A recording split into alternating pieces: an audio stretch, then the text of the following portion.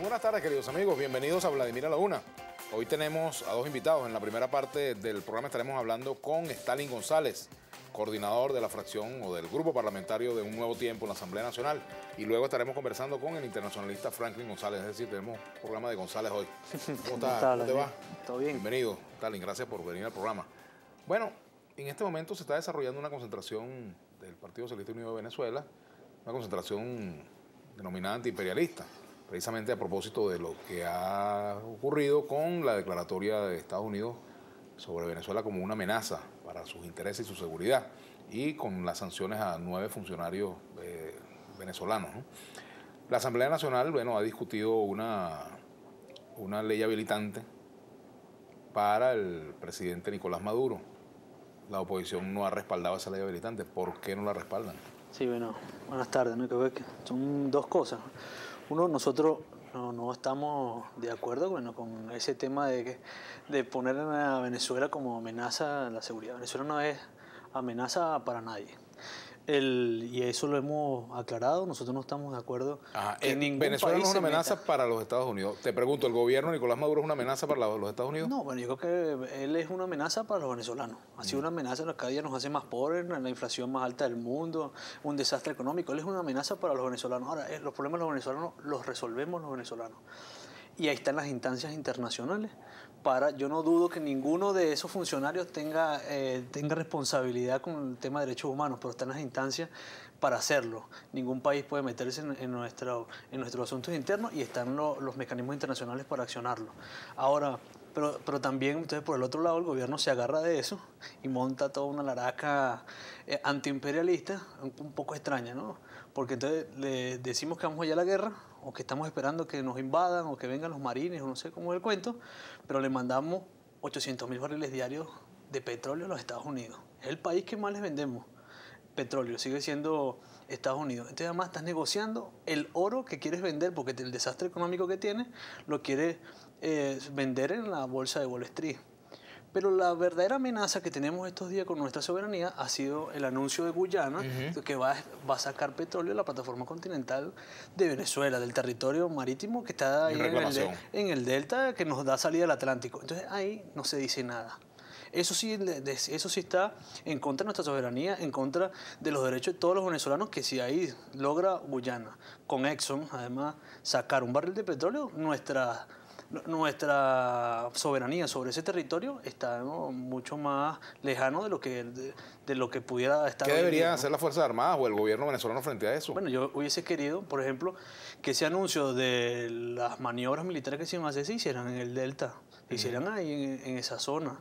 Entonces anuncias que vas a hacer unas maniobras militares y no estás reclamando eso. O sea, son las dos caras de la soberanía. Para ese tema político, entonces busco a los gringos políticamente y hago todo un enemigo externo que ahora tengo, pero quien te está lesionando de verdad tus derechos, los derechos de cada uno de los venezolanos, los recursos de cada uno de los venezolanos, no haces nada si no mandas un comunicado, una nota de la Cancillería. Son las cosas que no entendemos de la política exterior del gobierno. Sí, es un tema. Claro, son dos temas aparte, lo que está pasando en Estados Unidos y lo de Guyana. Pero no respondes igual. Claro, para cerrar con el tema de Estados Unidos, podemos meternos en Guyana también con ese tema. Meternos con el tema de Guyana, quise decir, no meternos en Guyana. No.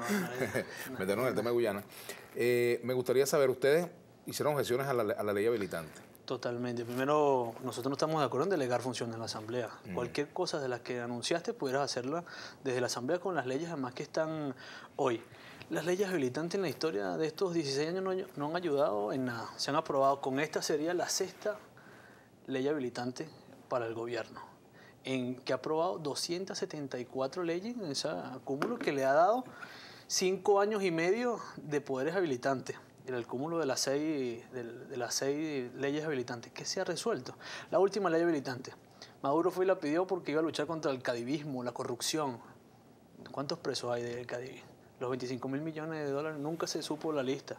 La fiscal fue a la asamblea el martes y no habló ni un caso de los de corrupción, se nombraron ahí. Entonces las habilitantes no ayudan, lo que quiere buscar, lo que esconde la ley habilitante cuando ve los amplios poderes que está solicitando, no están limitados a un tema de defensa de la nación, como se quiere decir. Tiene tantos poderes que quiere legislar en lo administrativo, en lo civil, en lo penal, que es reserva legal. Él no puede legislar en lo penal.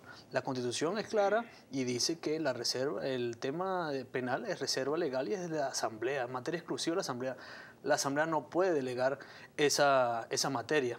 ¿Por qué quiere hacer eso? ¿Por qué tiene que ver lo penal? ¿Quiere seguir persiguiendo a quienes pensamos distinto? ¿Quiere seguir la persecución? ¿Quiere seguir legislando para cerrarnos el camino y decir que todo es delito político y meter preso a más dirigentes de la oposición? Eso es lo que está buscando el gobierno en el fondo de tener esta ley habilitante.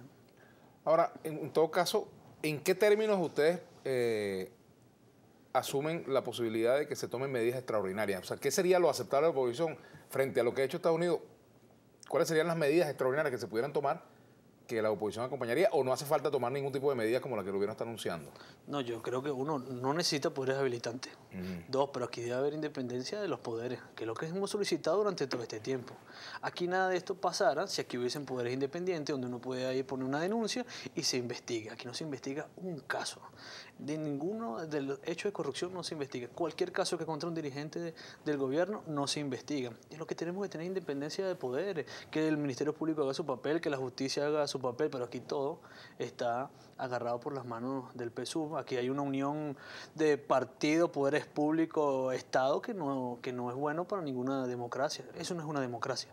Y eso es lo que hemos solicitado, en lo que hemos luchado todo este tiempo. Y nuestra lucha de cara a la próxima elección de las parlamentarias es eso, que haya independencia de poderes, que aquí necesitamos una asamblea que sea contrapeso del Poder Ejecutivo en términos que ejerza la función que dice la Constitución, que es legislar, controlar. Aquí fueron los ministros. Bueno, vamos a interpelarlos. ¿Por qué tenemos esta crisis económica? Y el ministro de Finanzas no va ni un día a la Asamblea a decir por qué estamos pasando la crisis que tenemos. Después que tuvimos casi 10 años con el barril de petróleo por encima de lo estimado, estamos en la crisis. ¿Dónde está todo ese dinero? ¿Qué se hizo todo ese dinero? ¿Por qué no se guardó? No hay ministro que diga y vaya y responda a eso.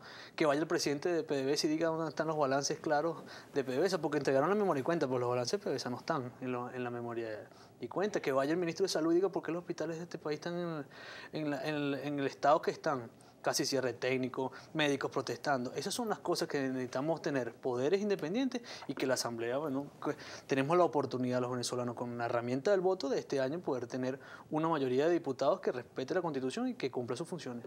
¿Está ayudando Obama al gobierno con esta declaratoria de emergencia? Totalmente, parecía que Obama es el jefe de campaña del PSUV. O sea, consiguió el enemigo que tenía rato buscando. El gobierno consiguió el enemigo y se agarró de ahí para decir que el imperialismo, que los gringos quieren venir a Venezuela, cuando, desde mi punto de vista, creo que hay un tema de política interna de los Estados Unidos, el cual nosotros no estamos de acuerdo, no tenemos por qué involucrarnos en su política. Pero hay un tema de política interna con lo que está pasando con Cuba y que necesita que los republicanos voten por él. Ese es otro tema. Creo que hay que ver más allá de lo que está ocurriendo, pero los venezolanos estamos siendo víctimas de la política interna del presidente Obama, y el cual nosotros no podemos estar de acuerdo con eso. Ajá, pero en todo caso, ¿tú crees, Stalin, que se trata de retórica de los Estados Unidos o que pueden pasar a una acción concreta contra Venezuela en cualquier campo, militar, económico, comercial, Yo creo que etcétera? las sanciones excluyen lo energético.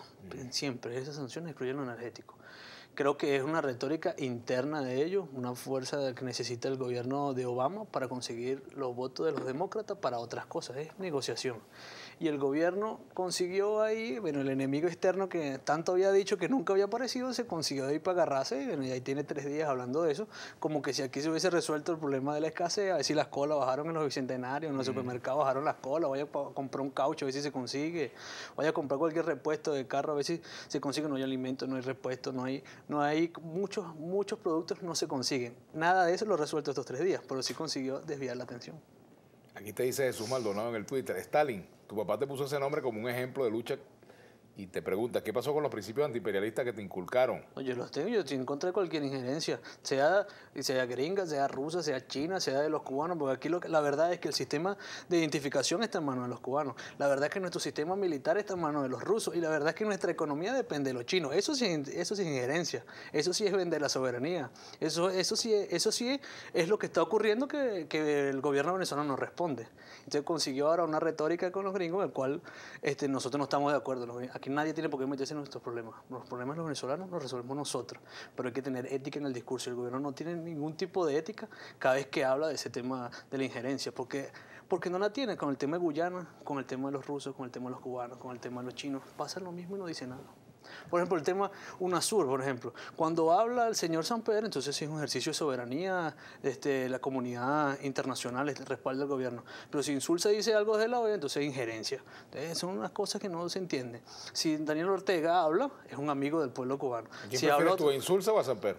No, yo no, sino son dos entes internacionales, o dos organismos internacionales que cumplen un papel en una coyuntura cada uno. Pero no puedes tener una política para cada uno. Si habla Santos, es injerencia. Si habla ¿cómo se llama? Daniel Ortega, es un amigo del pueblo. Entonces, ¿cómo se entiende? No hay ética con el discurso, no hay una ética con la política internacional y no se defiende la soberanía como debería defenderse, sino se acomoda a los intereses del partido de gobierno. ¿Este episodio con Estados Unidos puede traducirse en daño electoral para la oposición? No, yo creo que aquí hay que la elección. Por ejemplo, todavía no sabemos cuándo son las elecciones. Es una exigencia que hay que hacerle. Ya sabemos que no son en septiembre. No, ya sabemos que no son en septiembre porque además está corriendo. Y tampoco puede ser antes. No, sí, porque no está corriendo el periodo de la ley. La ley dice que tiene que convocarla con 6 meses de anticipación. O sea, que estaremos hablando de octubre a noviembre. Exacto. Más hacia noviembre, de acuerdo a lo que. Es lo que pareciera. Ahora falta mucho camino que recorrer. Todos sabemos, y el gobierno lo sabe, que si las elecciones fueran hoy, la oposición sería amplia mayoría en esa elección. La elección no es hoy. Tenemos que seguir construyendo y consolidar esa mayoría para que se exprese en las elecciones en el momento que vengan. ¿Pudiera pasar que la oposición saque más votos que el gobierno y sin embargo el gobierno tenga más diputados? Vamos a la pausa y ya venimos. Me lo respondes al retorno, Stalin González.